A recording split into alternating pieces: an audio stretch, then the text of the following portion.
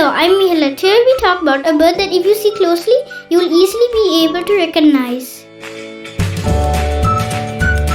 The yellow-eyed babbler. The yellow-eyed babbler is a passerine bird.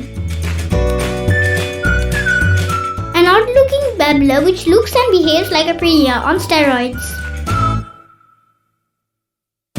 The range of the yellow-eyed babbler extends from Pakistan through India, Nepal, Sri Lanka to Bangladesh, Myanmar, Thailand, Laos, Vietnam and China.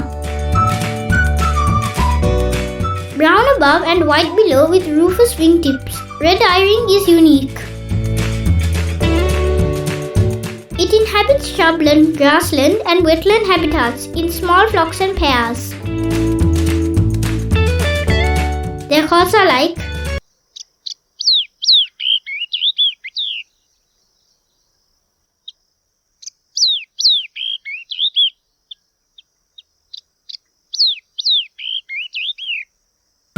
locally named Neth, Kaha, Thana, Demalichcha. I have not seen the yellow-eyed babbler. They are spread around Sri Lanka. One such place you can see them is Anuradhapura.